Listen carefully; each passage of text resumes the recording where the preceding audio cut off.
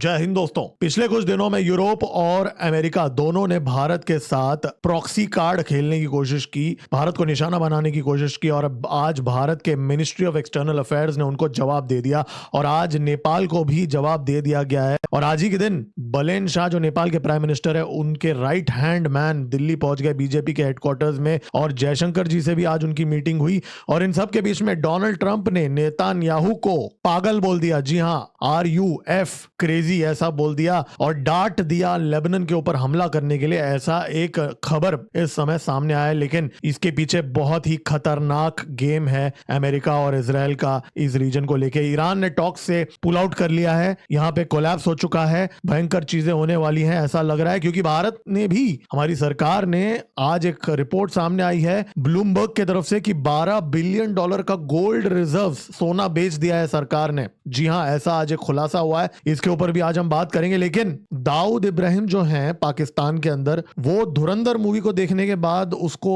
ठीक नहीं लगा और उसने अपने लोगों को मुंबई और दिल्ली के अंदर अटैक्स करने के लिए बोल दिया है। ऐसी आज एक बहुत ही अजीब सी विचित्र रिपोर्ट सामने आई है। बॉर्डर पे, बांग्लादेश के बॉर्डर पे BSF और BGP के बीच में झड़प हो गई, एस्केलेशंस अलग लेवल पे जा रहे हैं धीरे धीरे। एक लेटेस्ट इंसिडेंट हुआ है, उसके बारे में भी हम बात करेंगे। लेकिन ऑपरेशन शेरू वाली इस समय चल रहा है जम्मू के अंदर, 11वां दिन चल रहा है, बहुत बड़ा ऑपरेशन है। ज्यादा इंफॉर्मेशन आया नहीं है, लेकिन कुछ खुलासे हुए हैं जिसके बारे में मैं आपको आज बताऊंगा। रुद्रम 2 एंटी रेडिएशन मिसाइल की टेस्टिंग हो चुकी है आज दोस्तों, बहुत बड़ा माइलस्टोन है भारत के लिए। चाइना और पाकिस्तान के एयर डिफेंस सिस्टम्स और रडार्स अब बच नहीं पाएंगे, इसके बारे में भी बात करेंगे। और चाइना ने भारत के ऊपर एक ट्रेड से हमला कर दिया जुलाई 1 तारीख से। जी हां, जुलाई 1 तारीख से भारत को spare parts, electronic spare parts supply करना बंद किया जाएगा, ऐसी रिपोर्ट्स सामने आ रही है। कुछ रिस्ट्रिक्शंस लगाई जा रही हैं। और इन सब के बीच में आज एक और खबर भी सामने आई है। एक मणिपुर की एक फिल्म बहुत सारे अवार्ड्स जीत रही है, बाफ्ता अवार्ड भी जीत चुका है और आज न्यूयॉर्क फिल्म फेस्टिवल का भी एक अवार्ड जीत चुकी है। लेकिन अचानक मणिपुर के बारे में क्यों वेस्टर्न मीडिया में इस समय प्रमोट किया जा रहा है, ये क्या एक नई साजिश है, इसके ऊपर भी हम थोड़ा नजर रखेंगे। तो दोस्तों, इसके अलावा और बहुत सारे और भी खबरें हैं जिसको हम डिस्कस करेंगे इस वीडियो के अंदर, इसलिए लाइक का बटन दबा दीजिए और सब्सक्राइब का बटन दबा दीजिए, क्योंकि जो इन्फॉर्मेशन आपको मैं अगले 30 मिनट में दूंगा इकट्ठा, आपको पूरे YouTube में कहीं नहीं मिलेगा। इसके लिए सब्सक्राइब का बटन दबा दीजिए और अपडेटेड रहिए। चलिए स्टार्ट करते हैं। मेरा नाम है गिरीश और आप देख रहे हैं जियोपॉलिटिक्स। चलिए स्टार्ट करते हैं।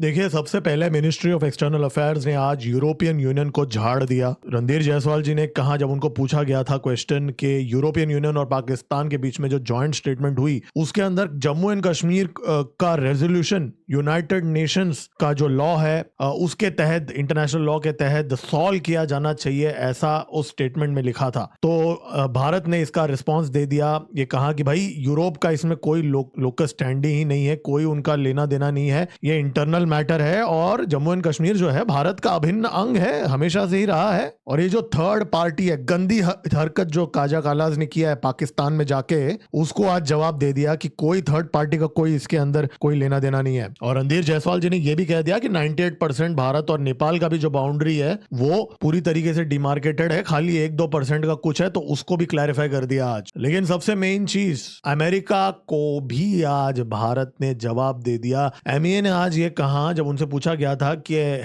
पीट हेग्सेथ जो US के हैं, उन्होंने पाकिस्तान को बहुत अच्छा दोस्त बताया, तो इसमें आपका रिस्पांस क्या है? तो इन्होंने कहा कि we hope that America will ask Pakistan to abjure terrorism. तो कहीं ना कहीं इन्होंने कहा कि जी, अगर इतना ही अच्छा दोस्त है तो अमेरिका को बोलना चाहिए पाकिस्तान को कि टेररिज्म का रास्ता छोड़ दे। ऐसा आज एक जवाब दे दिया मिनिस्ट्री ऑफ एक्सटर्नल अफेयर्स ने। तो आज एक ही दिन यूरोप को, अमेरिका को और नेपाल के मुद्दे पे, तीनों मुद्दों पे MEA ने आज क्लियरली, स्पष्ट तरीके से आज अपना रिस्पांस दे दिया। और इस समय यूरोपियन यूनियन, काजा कालाज जो है, गंदी हरकत उसने की पाकिस्तान के अंदर जाके, ये जो जॉइंट स्टेटमेंट के अंदर ये बात लिखी, यूरोप और अमेरिका दोनों ही यहाँ पे पाकिस्तान को एज अ कार्ड इस्तेमाल कर रहे हैं भारत के खिलाफ। लेकिन हाँ, आज शाम के वीडियो में मैंने बताया है, मैं वापस रिपीट नहीं करूंगा, एक GSP+ जो है, जो पाकिस्तान को, जहां पे 66% प्रोडक्ट पे 0 ड्यूटी है, यूरोपियन यूनियन के अंदर, उसको अगर पाकिस्तान को रिन्यू करना है तो पाकिस्तान को अपना ह्यूमन राइट्स रिकॉर्ड ठीक करना पड़ेगा, ऐसा काजा कालाज ने आज पाकिस्तान को भी कहा। तो ऐसा नहीं है कि ये लोग पाकिस्तान को फ्री पास दे रहे हैं, पाकिस्तान के ऊपर भी वहां प्रेशर बना के रखा हुआ है। जीएसपी प्लस का जो पूरा यहाँ पे गेम खेला है यूरोपियन यूनियन ने, पाकिस्तान को 27 कंडीशंस दिए गए हैं। उसके अंदर ऐसे ऐसे कंडीशंस हैं ह्यूमन राइट्स को लेके, पॉलिटिकल प्रिजनर्स को लेके, फ्रीडम ऑफ स्पीच को लेके, वही जो यूजुअल वेस्टर्न मीडिया का, वेस्टर्न देशों का जो होता है ना, वो एग्जैक्टली वो ह्यूमन राइट्स का पूरा इनको चाबुक मारा गया है काजा कालास के द्वारा। तो वहां पे वो भी चल रहा है, लेकिन यहाँ पे भारत को भी के सामने भी ये पाकिस्तान का कार्ड खेला जा रहा है। तो दोनों देशों को यहाँ पे एक तरफ से भिड़ाया जा रहा है या दोनों को यहाँ पे खेला जा रहा है यहाँ पे। लेकिन भारत के तरफ से हमने बहुत क्लियरली बोल दिया कि जी हमको कोई लेना देना नहीं है इन चीजों से। लेकिन डिप्लोमेटिकली आज बहुत बड़ी खबर यह है कि बलेन शाह की जो आरएसपी पार्टी है, उनके जो चीफ हैं, उनको बीजेपी के हेडक्वार्टर्स में आज ऐसा स्वागत किया गया था। मैं वीडियो प्ले नहीं कर रहा हूं, एएनआई का है, लेकिन आप देख सकते हो पूरा यहाँ पे गाजे बाजे के साथ लोग, भारत के पूरा कल्चर वहां पे ये देख रहा था। फूल डाला गया था, जी हाँ, सर पे फूल डाला गया था जब वो चल रहे थे। मतलब एकदम राजा जैसा यहाँ पे इनवाइट किया गया है आरएफपी, जो उनके पॉलिटिकल पार्टी है, रूलिंग पार्टी के चीफ को। कहीं ना कहीं यहाँ पे बीजेपी का एक रिश्ता बनाने की कोशिश है आरएसपी के साथ, राष्ट्रीय स्वतंत्रता पार्टी, नेपाल की रूलिंग पार्टी, बलेन शाह की पार्टी। और फोकस जो है सिविलाइजेशनल टाइज को लेके है, दोनों देश हिंदू मेजोरिटी देश हैं, तो वो एंगल जो है छलक के आ रहा है, जो स्वागत में भी जो दिखाया गया है। और बीजेपी के चीफ नितिन नबीन मिले और जेन जी पॉलिटिक्स भारत में क्या है वो सारी चीजें समझाई गई। और नेपाल का जो लीडर है माना जा रहा है, उसने पूछा कि आप लोग रिक्रूटमेंट कैसे करते हो, पार्टी कैसे चलाते हो, पार्टी के जो मैकेनिक्स हैं, आपका बीजेपी पार्टी का ऑपरेशंस कैसे चलते हैं, वो पूरा चीजें उसने पूछा अकॉर्डिंग टू द रिपोर्ट। और इन लोगों ने उनको बताया कि भाई हम ऐसा ऐसा चलाते हैं। कहीं ना कहीं एक रिश्ता बनाने की कोशिश की जा रही है। और मैं आपको याद दिला दूं, अमित शाह जी ने पशुपतिनाथ मंदिर के अंदर सैंडलवुड भेजा था, बहुत सारे केजी के सैंडलवुड भेजा था पिछले कुछ ही दिन पहले। तो फुल ऑन यहाँ पे एक चार्म एफर्ट हो रहा है नेपाल को भारत के साइड में लेने के लिए। फिर अमित शाह जी से भी मिले। देखिए यहाँ पे सरकार का अप्रोच देख के तो यही लग रहा है किसी भी कीमत पे यहाँ पे नेपाल को के साथ रिश्ते बनाने में कोई कमी नहीं छोड़ी जाएगी यहाँ पे भारत की तरफ से, एटलीस्ट इस स्टेज पे। अब इसके बाद में अगले कुछ आने वाले महीनों के अंदर क्या वो लोग रिस्पॉन्ड करते हैं पॉजिटिवली, नहीं करते हैं, वो एक अलग बात है। लेकिन एटलीस्ट आने वाले महीनों के अंदर ये एक बहुत ही, मैं तो ये बोलूंगा कि दोस्ती का हाथ भी नहीं, एक लेवल आगे का यहाँ पे रिश्ता दिख रहा है मुझे। जिस तरह स्वागत किया गया था, मतलब ऐसा तो मैंने कभी नहीं देखा किसी पॉलिटिकल पार्टी को ऐसा स्वागत करते हुए। और चाहे ये नेपाली लोग जो हैं, ये लोग जो भी गेम खेले आगे जाके, लेकिन एटलीस्ट उनका बॉडी लैंग्वेज ठीक लगा आज जिस हिसाब से था। और इनफैक्ट जयशंकर जी से भी मिले वो, और विक्रम मिश्री जी भी थे वहां पे। लेकिन इसके साथ साथ यूएस के डिप्लोमेट सारा रॉजर्स, स्टेट डिपार्टमेंट की जो हैं, वो नेपाल के फॉरेन मिनिस्टर शिशिर खनाल के साथ मिली आज काठमांडू के अंदर, आज ही के दिन। तो इसकी टाइमिंग देखिए, जब रूलिंग पार्टी के लोग जब भारत में आते हैं, बीजेपी से मिलते हैं, तो वहां पे यूएस की डीप स्टेट पहुंच गई। और भारत पाकिस्तान, भारत बांग्लादेश को लेके और भी अपडेट्स हैं और भी खबरें हैं, उस पे आने से पहले थोड़ा यूएस ईरान को थोड़ा देख लेते हैं, क्योंकि बहुत बड़ी डेवलपमेंट हो गई है। डोनाल्ड ट्रंप ने एफ वर्ड का इस्तेमाल किया नेतान्याहू के साथ। उसने कहा कि यू आर एफ क्रेजी, जी हाँ, ऐसा कुछ उसने कहा, ऐसा रिपोर्ट आया है, ठीक है, ये बहुत गौर से सुनिए, ऐसा रिपोर्ट आया, इसके बारे में मैं बाद में बोलता हूँ। तो एक्सियोस जो व्हाइट हाउस के अंदर की खबर रखती है, बरक रेविड जो है, उसने लिखा है कि भाई एक फोन कॉल हुआ जहां ट्रंप ने नेतान्याहू को बोला कि मैं यहाँ पे ईरान के साथ पीस टॉक्स कर रहा हूँ, वॉर को सुलझाने की कोशिश कर रहा हूँ, और वहां पे आप जो हैं, आप जाके लेबनान के ऊपर हमला कर रहे हो, लेबनान के ऊपर बॉम्बिंग कर रहे हो, जमीन पे कब्जा कर रहे हो, ये गलत कर रहे हो, ऐसा डोनाल्ड ट्रंप ने नेतान्याहू के ऊपर बोला, ऐसा इस रिपोर्ट में लिखा है। और इस रिपोर्ट में यह भी लिखा है कि नेतान्याहू को ट्रंप ने यह भी कहा कि मेरे वजह से आप जेल नहीं गए हो। जी हाँ, ट्रंप ने उसको यह भी बोला कि मैंने तुम्हें बचाया है जेल जाने से, मैंने तुम्हें सपोर्ट किया जब तुम्हारे जो करप्शन के केसेस थे, मैंने तुम्हें बचाया है, और आज तुम मेरी बात नहीं मान रहे हो और तुम सीज फायर को ऑनर नहीं कर रहे हो, ईरान के साथ लेबनान पे हमला कर रहे हो, हिजबुल्लाह के ऊपर हमला कर रहे हो, और इसके वजह से ईरान वहां नेगोशिएट नहीं कर रहा है। तो ऐसा करके डोनाल्ड ट्रंप ने नेतान्याहू को डांट दिया, ऐसा इस रिपोर्ट में लिखा है। और उसको यह भी कहा पूरी दुनिया तुमसे नफरत करता है, everybody hates you, everybody hates Israel because of this, क्या कर रहे हो वो, what the F are you doing करके ऐसा चिल्ला है। देखिए बात ऐसी है ना, इस चैनल में हमने बहुत डिस्कस किया है, ये अमेरिका और इजराइल का गेम है, ठीक है। वो आपको पता होगा ना, गुड कॉप बैड कॉप। मतलब क्या होता है गुड कॉप बैड कॉप में? क्या होता है कि दो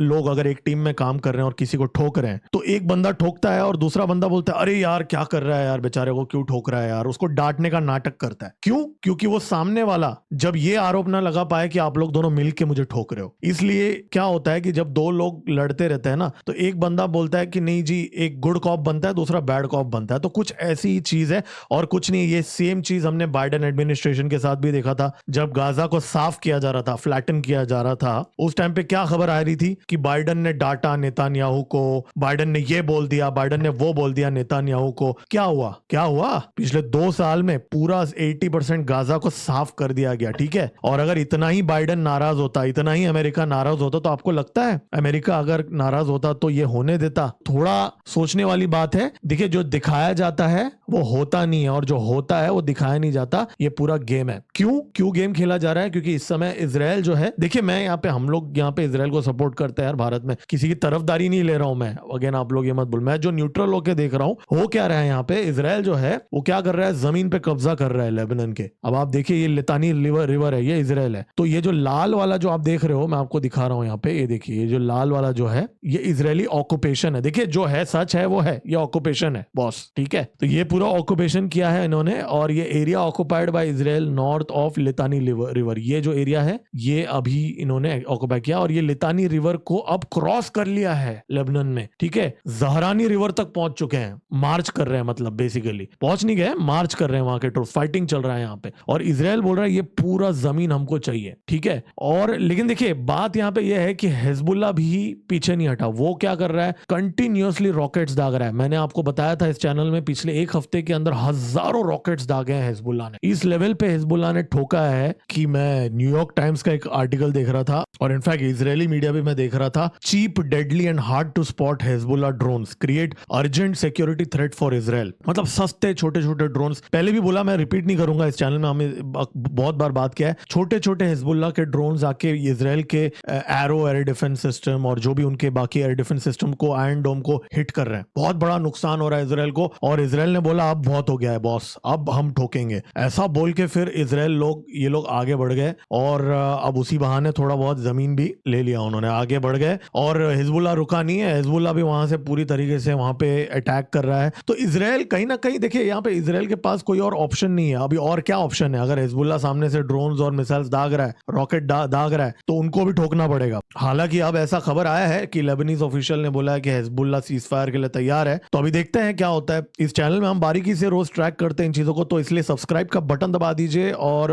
लाइक का बटन तो दबाना बनता है बॉस। और दुर्भाग्यपूर्ण बात है, लेबनान का बहुत ज्यादा नुकसान हुआ है यहाँ पे, ऑन वेरी सीरियस नोट। और देखिए यहाँ पे उनका भी प्रॉब्लम यह है कि हिजबुल्लाह को शरण देके रखा है, और हिजबुल्लाह एक मिलिशिया है, उनको वो बाहर नहीं निकाल सकते लेबनान के गवर्नमेंट। और ईरान की मीडिया के अकॉर्डिंग ये है कि वो तो उन्होंने टॉक्स को बंद कर दिया है। हालांकि ट्रंप बोल रहा है कि नहीं, टॉक्स तो चल रहे हैं, ठीक है, लेकिन ईरान की मीडिया बोल रहा है कि हमने पॉज कर दिया। इनफैक्ट अरगची का एक स्टेटमेंट भी आ गया। क्यों बंद किया? क्योंकि लेबनान के ऊपर इजराइल हमला कर रहा है। जब तक इजराइल लेबनान के ऊपर हमला नहीं रोकेगा, बातचीत नहीं करेंगे। इनफैक्ट हूतियों को भी बोल दिया गया है, वो भी एक्टिवेट हो जाएंगे अगर हमला रोका नहीं। देखिए आज एक कंसर्निंग रिपोर्ट आई है, भारत पे आते हैं अभी थोड़ा।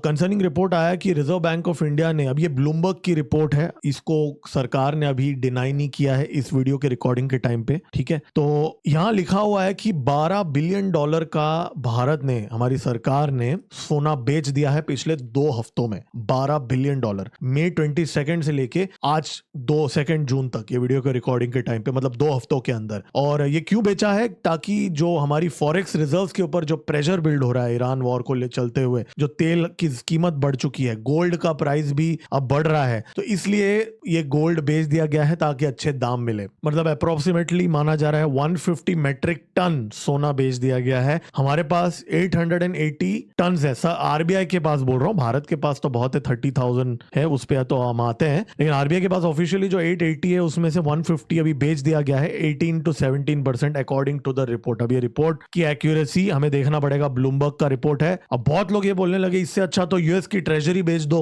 सोना क्यों बेच रहे हैं, सोना तो ये होता है। देखिए बात यह है कि अगर यूएस की ट्रेजरी बेचेंगे तो बहुत ज्यादा लॉस हो जाएगा सरकार को, क्योंकि इस समय जो प्राइजेस हैं इंटरेस्ट रेट से बहुत कम है, मतलब जो बॉन्ड के प्राइजेस हैं वो कम हो चुके हैं, इन्फ्लेशन बढ़ चुका है, तो लॉस हो जाएगा अगर यूएस ट्रेजरी बेचेंगे। तो ऐसा नहीं होता, लेकिन ठीक है, अभी आरबीआई का पॉलिसी है कि सोने का भाव ज्यादा है तो इसका एडवांटेज लिया जाए, sell while it's more, buy while it's less. लेकिन एक रेड फ्लैग यह है कि हमारा फॉरेक्स रिजर्व कम हो रहा है, 680 पे पहुंच चुका है लास्ट जो आंकड़ा रिलीज हुआ है। और मोदी जी ने भी ये बोल दिया है कि सोना को रिसाइकल किया जाए, गोल्ड मोनेटाइजेशन स्कीम के ऊपर ज्यादा फोकस कर रहा है इस समय सरकार, ताकि गोल्ड के इंपोर्ट्स को कम किया जाए। देखिए अगर पूरा देश में अगर हर व्यक्ति जिसके पास सोना है उसका 1% भी अगर गोल्ड रिसाइकल होता है, अगर आप ज्वेलर के पास जाके उसको रिसाइकल करते हो, तो भारत का 30% सोने का इंपोर्ट कम हो जाएगा, बहुत ज्यादा फॉरेन करेंसी बच जाएगा। तो बहुत क्राइसिस वाली बात अभी तक आई नहीं है, लेकिन एक कंसर्निंग चीज है, तो अभी इस पे हम नजर रखेंगे कि आगे क्या होगा आने वाले दिनों में। देखिए आज एक रिपोर्ट आई है, मेन स्ट्रीम मीडिया में आ चुकी है, धुरंधर मूवी ने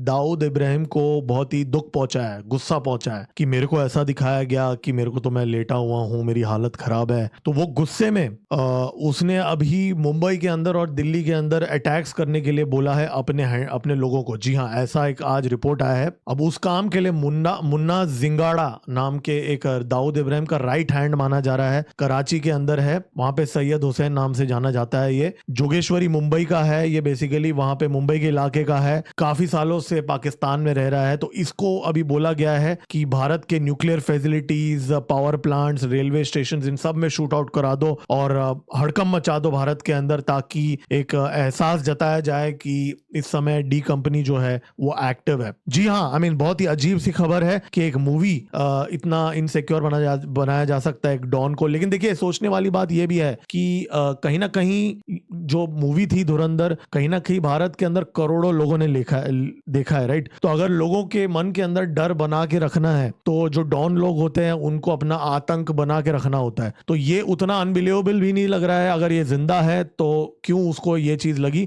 और कौन सा ये प्लॉट था उसके बारे में पिछले 2 दिन में हमने ऑलरेडी डिस्कस कर लिया, मैं पूरा वापस रिवील नहीं करूंगा। दिल्ली में गैंग बस्ट हो चुका है, मुंबई में भी बस्ट हो चुका है, पाकिस्तान के आईएसआई का छोटा शकील के लोग थे और जो गैंगस्टर लोग थे ना, ये वो वाले टेररिस्ट नहीं है जो पाकिस्तान से आते हैं दाढ़ी बढ़ा के, जो अभी रजौरी में चल रहा है ना ऑपरेशन शेरू वाली, उसके ऊपर भी आता हूं मैं। तो वो वाले टेररिस्ट नहीं है ये, भारत के अंदर गैंगस्टर वाले टेररिस्ट को, शहजाद भाटी, इन लोग सबको एक्टिवेट कर दिया गया है टेरर अटैक्स कराने के लिए, तो ताकि वो पाकिस्तान का एंगल डिनायबिलिटी हो जाए। लेकिन सब पकड़े जा रहे हैं, हमारी इंटेलिजेंस एजेंसीज बहुत जबरदस्त काम कर रहे हैं, 9 लोगों को अरेस्ट भी कर दिया गया है, जैसा हमने इस चैनल में डिस्कस किया है। बहुत जबरदस्त काम कर रहे हैं हमारे इंटेलिजेंस एजेंसीज, हैट्स ऑफ। लेकिन चौंका देने वाली बात यह है कि पाकिस्तान रुका नहीं है, कंटिन्यूअसली वो ट्राई कर रहा है टेरर अटैक कराने के लिए, मतलब ऑपरेशन सिंदूर 2.0। आप में से जो लोगों को लग रहा है कि उसकी कोई उम्मीद ही नहीं है, दुर्भाग्यपूर्ण बात है, खुश होने वाली बात नहीं है दोस्तों, बाय द वे, ऑपरेशन सिंदूर 2.0, क्योंकि वो बहुत बड़ा होगा और इस बार रुका नहीं है। कभी ना कभी दुर्भाग्यपूर्ण बात है, देयर इज अ रिस्क कि ऐसे अटैक्स हो जाएं। और फिर देखिए बांग्लादेश के बॉर्डर पे बहुत ज्यादा एक्शन हो रहा है, हर रोज इंटेंसिव एक्शन हो रहा है, यहाँ पे घुसपैठों को बाहर भेजा जा रहा है। आज एक बहुत बड़ी झड़प हो गई जशोर बॉर्डर जो बांग्लादेश का जो है, वहां पे क्या हुआ, बीएसएफ ने 13 लोगों को, वुमेन और चिल्ड्रन भी थे उसके अंदर, उनको पुश कर दिया, ऐसा दावा किया बीजीबी ने। और ये मैं बाय द वे बांग्लादेश का न्यूज़पेपर रीड कर रहा हूं यहाँ पे, तो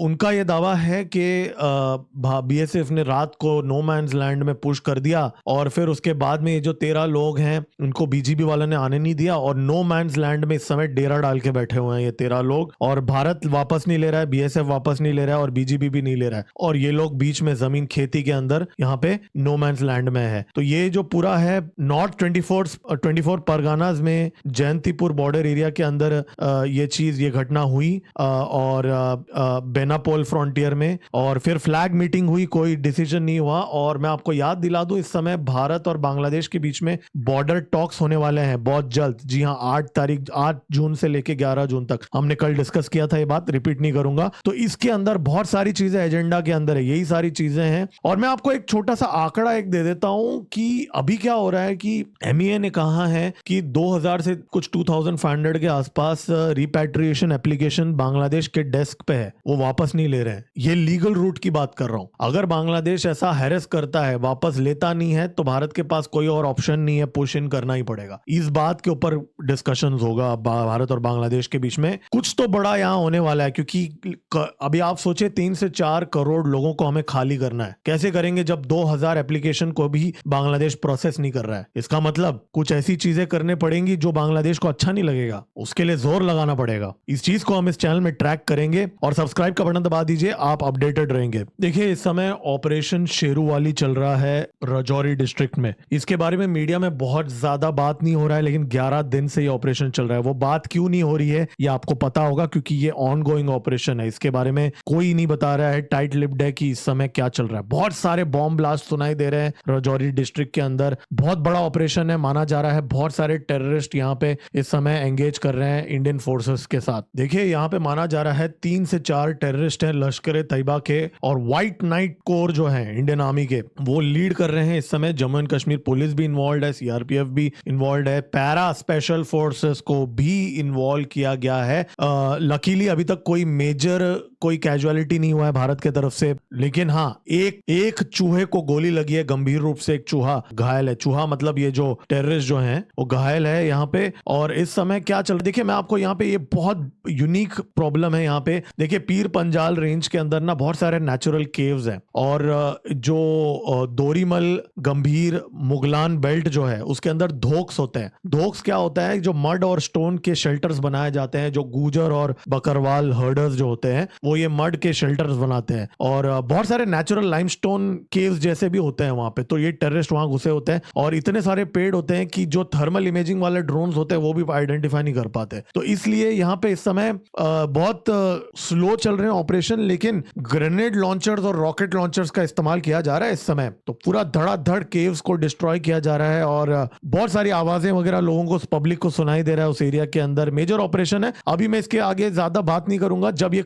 कंप्लीट हो जाएगा फिर हम देखेंगे कि यहाँ हुआ क्या था। तो ये है ऑपरेशन शेरूवाली। और दोस्तों, आज गुड न्यूज है, भारत ने Rudram 2 air to surface missile की टेस्टिंग कर ली है। रुद्रम 2 जो है ये हमारे दुश्मनों के एयर डिफेंस रडार्स की जो एयर डिफेंस सिस्टम्स है उनको ध्वस्त करने के लिए, पाकिस्तानी और चीनी सिस्टम को ध्वस्त करने के लिए सुखोई 30 ने इसको लॉन्च किया था। देखिए, इसकी जो पर्पस है वो suppression and destruction of enemy air defence system, मतलब दुश्मनों का जो एयर डिफेंस सिस्टम है उसको ध्वस्त करना इसका काम है। ठीक है, अब ये इसकी खास बात ये है कि नियर हाइपरसोनिक स्पीड है, 5.5 मार्क का है, और इसका जो रेंज है, रुद्रम 2 का जो रेंज है माना जा रहा है 350 किलोमीटर का रेंज है। मतलब हमारी जो सुखोई 30 जो है वो भारत के एयर स्पेस के अंदर मस्त वहां से छोड़ेगा पाकिस्तानियों के ऊपर, वहां से जाके उनके एयर डिफेंस के रडार को हिट करेगा ये। और पुराना जो रुद्रम 1 जो अभी हमारे पास सर्विस में है उसका रेंज 150 किलोमीटर का है, ये 350 किलोमीटर का है। तो आप सोचे कितना बड़ा अपग्रेड है, कितनी बड़ी अचीवमेंट है। नाविक भी सपोर्ट करता है, जीपीएस भी करता है, और इनर्शियल नेविगेशन सिस्टम भी करता है ये। और इसमें पैसिव होमिंग हेड है। इसका मतलब क्या है कि जो दुश्मनों का, इसकी खास बात क्या है कि नॉर्मल मिसाइल और इसमें फर्क क्या है, शॉर्ट में बता देता हूं। इसमें क्या है कि ये क्या करता है कि जो एयर डिफेंस की जो रडार्स होती हैं वो ट्रक माउंटेड होती है। मतलब क्या करते हैं, आपने देखा होगा ना, इमेज में आपको दिखा देता हूं। जैसे ये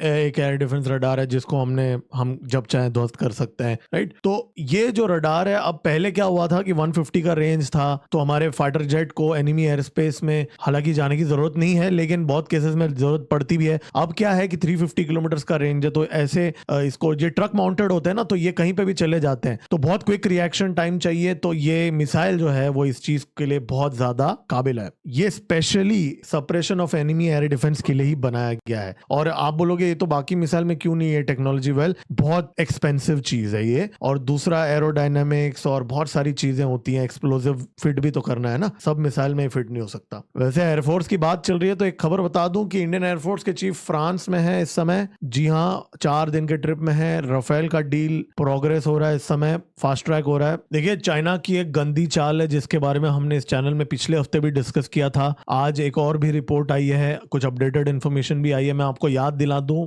जुलाई 1 तारीख से चाइना ने स्ट्रिक्ट रेगुलेशंस लगा दिया है। जो भी इलेक्ट्रॉनिक कंपोनेंट्स स्टैंडर्ड्स हैं, और कोई भी अगर चाइना से टेक्नोलॉजी ट्रांसफर करना है तो उसमें चाइना का सरकार का अप्रूवल लगेगा, और कोई भी चाइना से टेक्निकल एक्सपर्ट को अगर भारत भेजना है तो उसके लिए भी गवर्नमेंट का अप्रूवल लगेगा, और कोई भी जॉइंट वेंचर करना है या कुछ करना है भारत के साथ ही नहीं, कोई भी और देश के साथ, तो उसमें सरकार का अप्रूवल लगेगा। इसका मतलब क्या है, हमारी जो ऑटोमोबाइल का, इलेक्ट्रॉनिक ईवी गाड़ियों का जो पार्ट्स है जो हम भारत के अंदर मैन्युफैक्चर करना चाहते हैं इस समय, राइट, हम चाहते हैं कि चाइना से इंपोर्ट ना करें, हम तो भारत में बनाना चाहते हैं ना, तो उन चीजों को रोक रहा है इस समय चाइना। जी हाँ, गंदी चाल चाइना की उस टाइम पे जब भारत रिलेशन सुधारने की कोशिश कर रहे हैं हम लोग। जी हाँ, हमारी जो काउंसिल जनरल ऑफ सांघाई जो है, प्रतीक माथुर जो है वहां पे, उन्होंने अब सांघाई में आज मीटिंग किया, सीसीपी के कल्चर और चाइनीज कल्चर ऑफिशियल होता है वहां पे, कि कल्चरल एक्सचेंज के लिए। तो ये सारी चीजें हम कोशिश कर रहे हैं हमारे तरफ से रिश्ते सुधारने के लिए, लेकिन चाइना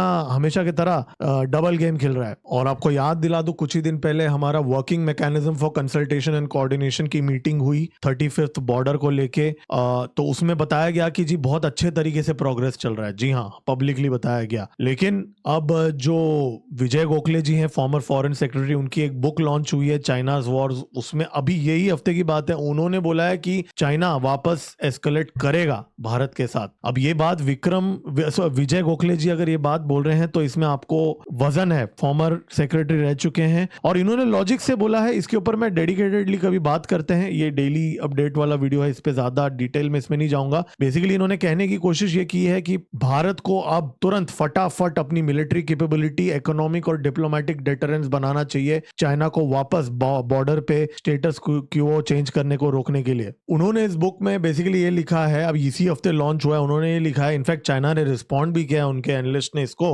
उन्होंने ये लिखा है कि भारत चाहे जितना भी कोशिश कर ले रिश्ते सुधारने का, चाइना जो है वो हमेशा ये प्रेशर बना के रखेगा एलएसी के अंदर। लेकिन उन्होंने ये भी कहा कि चाइना को पता है कि वो कभी भी डिसिसिव विक्ट्री नहीं हो सकता उसका, मतलब छोटा मोटा कोलैटरल वॉर करके, छोटा मोटा कुछ जैसे ऑपरेशन सिंदूर में प्रोपेगेंडा किया, वैसा छोटा मोटा मॉरल विक्ट्री वो दिखा सकता है मीडिया कैंपेन करके, लेकिन कभी भी वो डिसिसिवली नहीं हरा सकता भारत को। इसके लिए वो एक थ्रेशोल्ड के नीचे रखेगा और टेस्ट करते रहेगा भारत को, और चाइना की बेइज्जती भी हो सकती है अगर वो फंस जाएगा किसी वॉर के अंदर भारत के साथ, ये भी उनका मानना है। तो जो कहीं ना कहीं मैं भी ये बात मानता हूं, लेकिन देखिए क्या है ना, इतिहास ने हमें सिखाया है कि जब कोई देश जंग शुरू करता है ना, तो सामने वाले जो विशेषज्ञ होते हैं उनका लॉजिक के हिसाब से नहीं करता। पुतिन ने भी 2022 में किया था ना, तो आज तक वो लड़ रहा है। तो जी जिनपिंग ऐसे ही वहां पे मिलिट्री बिल्डअप नहीं कर रहा है टाइम पास के लिए, तो उनकी एक स्ट्रेटेजी है। अब मैं ये नहीं बोल रहा हूं कि कल ही कुछ कब्जा करने की कोशिश करेंगे, लेकिन कहने का पॉइंट यह है कि कैपेबिलिटी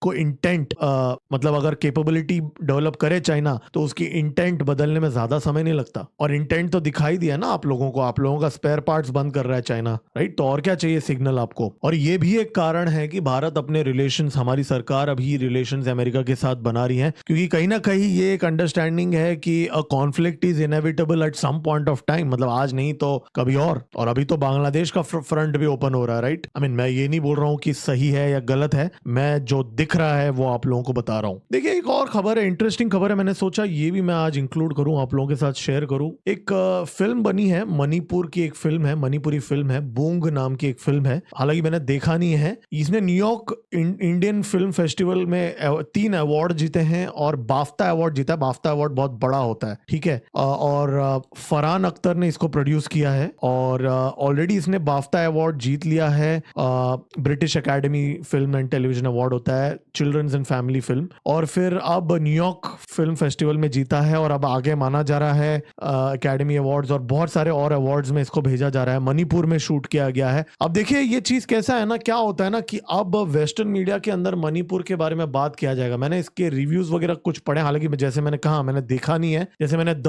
वायर के अंदर, मैंने वेबसाइट के अंदर मैंने इसका रिव्यूज पढ़ा, और इसमें क्या है कि रेशियल टेंशन है, मणिपुर के अंदर डिस्क्रिमिनेशन होता है, ऐसी सब चीजें हैं। हालांकि जो मैंने रिव्यूज में रिसर्च किया है, ऐसा खुल के तो नहीं आया है कि भारत विरोधी कुछ है इसके अंदर, लेकिन कहीं ना कहीं वो एक एक मणिपुर के ऊपर एक डिस्कशन जरूर ये स्टार्ट करता है कि ये बच्चे का बाप म्यांमार चला जाता है और कैसे रेशियल डिस्क्रिमिनेशन होता है, ये सारी चीजें उसके अंदर हैं। तो इंटरनेशनलाइज किया जा रहा है मणिपुर इशू को। मेरा कहने का पॉइंट आप लोगों के साथ ये था। तो इस पे नजर रखना पड़ेगा कि आगे जाके कुछ अगर इशू होता है तो वेस्ट में जो आम लोग है ना तो उनको पता नहीं है भारत में मणिपुर किधर है, राइट। भारत के अंदर भी बहुत लोगों को पता नहीं है मणिपुर किधर है, दुर्भाग्यपूर्ण बात है। लेकिन न्यूयॉर्क वालों को जरूर पता होगा। आप समझ रहे हो मैं जो बोलने की कोशिश कर रहा हूँ, न्यूयॉर्क वालों को जरूर पता होगा बहुत जल्द जब ये फिल्म और भी अवार्ड जीतेगा। तो एक इंटरनेशनलाइज किया जा रहा है इस इशू को, इस पे नजर रखने की जरूरत है। क्यों? क्योंकि US commission on international religious freedom ने अभी कुछ ही टाइम पहले मणिपुर के इसमें आवाज उठाया था। बहुत सारे लॉबी ग्रुप्स है, North American Manipur tribal association, Canada, जिनके ties Canada based Khalistani separatist से उनका टाइज है, ठीक है। और अभी तो ये यूएस सीआईआरएफ की जो नई चीफ है वो खालिस्तानी सिंपथाइजर है। तो आप समझ जाइए पूरा क्या चल रहा है। देखिए आज मैं आपको एक और चीज बता देता हूं। लाओस जो है ना देश, उनके जो मिनिस्टर ऑफ फॉरेन अफेयर्स भी वैसे दिल्ली आए हैं। कनेक्शन देखिए, म्यांमार, लाओस, तो आज वो भी आए हैं। अभी इनमें क्या डिस्कशन होगी जयशंकर जी से, उसके बारे में कल हम डिस्कस करेंगे। तो आज वो आए हैं, पहले उनको मीटिंग तो होने दीजिए ना। नवाज, बाय द वे एक अपडेट है, गिलगिट बाल्टिस्तान में इलेक्शंस होने वाले हैं अभी, ठीक है, बहुत जल्द। और नवाज शरीफ वहां लैंड हो गया। जी हाँ, पता नहीं कहाँ था, लंदन या वो लंदन में रहता, आज अचानक आ गया। और वो क्या बोल रहा है, मतलब अब मैं अभी ये पूरा वीडियो तो एक बार सुन लीजिए वो क्या बोल रहा है। जब मैं आया हूँ तो जो मैंने हुलिया देखा है यहाँ पे एयरपोर्ट से निकलने के बाद सड़कों का, मैं बयान नहीं कर सकता। मुझे बहुत तकलीफ हुई, बहुत दुख हुआ है कि जिस गिलगित को मैं जानता था वो गिलगित कहाँ है, और जिसको कि मैं बहुत डेवलप करना चाह रहा था, जिस गिलगित बल्तिस्तान को मैं सीने से लगा के रखता था और मैं चाहता था कि यहाँ बेतहाशा तरक्की हो, यहाँ के लोग रोजगार पे फायज हों, उसकी सड़कों को देखकर आज मुझे बहुत तकलीफ हुई। तो भाई ये आदमी गायब था इतने साल तक। सोचे पाकिस्तानी पॉलिटिक्स कितना लो लेवल है। मतलब ऐसा टाइप का पॉलिटिक्स तो भारत में 1970s में होता था, मतलब आज भी होता है वैसे भारत में भी, लेकिन ये तो अलग लेवल का गिरा हुआ पॉलिटिक्स है भाई। ये आदमी कहां से आ गया अचानक, और इसका भाई राज कर रहा है पाकिस्तान के ऊपर। तो ये बोल रहा है कि गिलगिट बाल्टिस्तान का हालत खराब है, तो भाई अपने भाई से पूछो, सीने से लगा के रखता था। मतलब इतना ड्रामा, हालत बहुत खराब है दोस्तों। आई मीन ये पीओके का एक वीडियो आज वायरल हो रहा था कहूता के पास, आप देखिए। अफसुर्दगी है कि यहाँ आटा लोग लाइन में लेकर ले रहे, खड़े होकर ले रहे। मैं रियासत भर के लोगों से कहता हूँ, ये जो आटा हमें मिल रहा है ये भी खराब आटा मिल रहा है।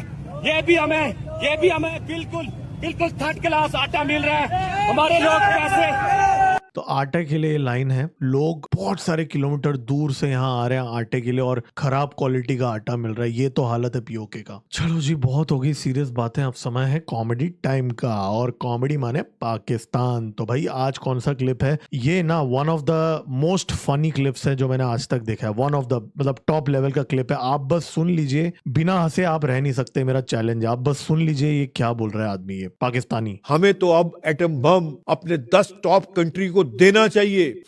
अगर हम 50 अरब डॉलर में अगर सऊदी अरब को बम दे दें तो क्या बुराई है? नहीं सर, वो तो हमारा पैक्ट हो भी गया ना, डिफेंस पैक्ट। वो तो डिफेंस हुआ है। मैं वैसे ही हमारे पास 170 एटम बम है, अल्हम्दुलिल्लाह। इंडिया के पास 172 है। तो अगर हम 5-5 एटम बम सबको दे दें अपने लाइकिंग बंदों को, तो 50 एटम बम देने से हमारे पास शॉर्टेज तो नहीं होगी। एटम बम तो एक ही काफी होता है जी। मगर अब हमें शेयरिंग लेनी पड़ेगी। ठीक। अब ये जो जंग आप कहते हैं ना जल्दी बंद हो जाएगी, ये जल्दी बंद नहीं हो रही। ईरान ने क्या न्यूक्लियर बम बना लिया है? देखें जी, न्यूक्लियर बम बनाया कि नहीं बनाया, मगर आपको एक मैं न्यूज दे दूं जी। रशिया ने 10,000 किलो, और कोरिया की रेंज 11,000 है। हाँ जी। और चाइना की 13,000 किलोमीटर है। 13,000 किलोमीटर तक जाके वो वार कर सकते हैं, और 100% रिजल्ट है। हुए हुए हुए हुए हुए हुए हुए। ये कहानी आप कह रहे हैं जी ये जीडी वैंस आ रहा है और ट्रम्प साहब आ रहे हैं, और भाई अलग लेवल के आईक्यू लेवल के लोग है ये पाकिस्तानी। तो देखिए आगे हम इस चीज पे ट्रैक करेंगे अगले वीडियो में कि यहाँ पे जो गेम खेला जा रहा है, भारत को घेरने की कोशिश की जा रही है अमेरिका और यूरोप के तरफ से, और पाकिस्तान को एक कार्ड की तरह इस्तेमाल किया जा रहा है। अब सोचिए, अभी ये जो कॉमेडी टाइम में जो जाहिल पाकिस्तानी था, जिसकी आईक्यू लेवल इतनी लो और बेवकूफ सा आदमी था, इन लोगों को भारत के खिलाफ एज अ कार्ड इस्तेमाल किया जा रहा है, राइट। तो कहीं ना कहीं वो चीज चल रहा है, और अब नेपाल के साथ भी ऐसा ना हो इसके लिए अभी जो बीजेपी है हमारी रूलिंग पार्टी वो एंगेज कर रही है आरएसपी के साथ, नेपाल के साथ, ताकि वैसा सिचुएशन आए ना। लेकिन हालांकि बलेन शाह अभी क्या करते हैं आगे उस चीज को भी हम यहाँ ट्रैक करेंगे। ईरान वॉर कहीं रुक सा गया है वहां पे, अभी ये लेबनान के ऊपर जो हमले हो रहे हैं उसके बाद में तो देखना पड़ेगा कि आगे एक कॉम्प्लिकेशन आ गया है यहाँ पे, एक नया एंगल। एक देखिए मेरा ये मानना है पर्सनली कि ये पूरा फिक्स हो चुका है कि ये लंबा चलाना है इस चीज को अमेरिका और इजराइल के बीच में। अब उनको बहाने चाहिए, अब तू मैं कर रहे हैं अमेरिका और ईरान। यहाँ पे अमेरिका बोल रहा है कि जी ईरान की वजह से वॉर नहीं रुक रहा है, वरना तो रुक जाता था, राइट। तो वो एक चीज चल रही है और चाइना पे नजर रखना पड़ेगा। और भारत की इकोनॉमी थोड़ी सी, अब मैं ये तो नहीं बोल रहा हूँ कुछ ऐसा मेजर प्रॉब्लम है, लेकिन सोना बेचा है हमने 12 बिलियन डॉलर का, according to Bloomberg report. By the way कल देखेंगे कि मिनिस्ट्री उसको डिस्प्यूट करती है कि नहीं उस दावे को। और बांग्लादेश का फ्रंट भी थोड़ा डेवलप होते हुए दिख रहा है। तो ये सारी चीजें चल रही हैं और चाइना थोड़ा बहुत स्क्वीज कर रहा है। तो तुरंत मिलते हैं अगले वीडियो में, क्योंकि कुछ और डेवलपमेंट्स हुई हैं जो मैं लेके आऊंगा आपके साथ, इसलिए सब्सक्राइब का बटन दबा दीजिए। और सुपर स्टिकर आप खरीद के इस चैनल को सपोर्ट कर सकते हैं, और क्यूआर कोड आपके सामने है, स्कैन कर लीजिए और यूपीआई के माध्यम से इस चैनल को सपोर्ट कर सकते हैं, ताकि हम और बेटर कंटेंट लेके आए। ये आप ही के सपोर्ट से चलता है चैनल, वरना ये चैनल नहीं चलेगा। आप ही के सपोर्ट से चलता है, बहुत समय लग जाता है सारा इन्फॉर्मेशन इकट्ठा करने के लिए। इसके लिए सपोर्ट कीजिए हमें, और लाइक का, और कुछ नहीं तो लाइक का बटन दबा दीजिए और कमेंट करके बताइए, क्योंकि आपके कमेंट करने से वीडियो का रीच बढ़ेगा। तो आप कमेंट में जय हिंद लिख दीजिए, जय श्री राम लिख दीजिए, जो लिखना है आपको लिख सकते हैं। या मैं आपको पूछूंगा कि आपको क्या लगता है इस समय नेपाल क्या अपना डायरेक्शन चेंज करेगा, उसका जवाब आप दे दीजिए और हम डिस्कस कर सकते हैं। मैं रिप्लाई जरूर करूंगा। तुरंत मिलता है अगले वीडियो में। मेरा नाम है गिरीश और आप देख रहे हैं एमजीओ पॉलिटिक्स। जय हिंद, भारत माता की जय।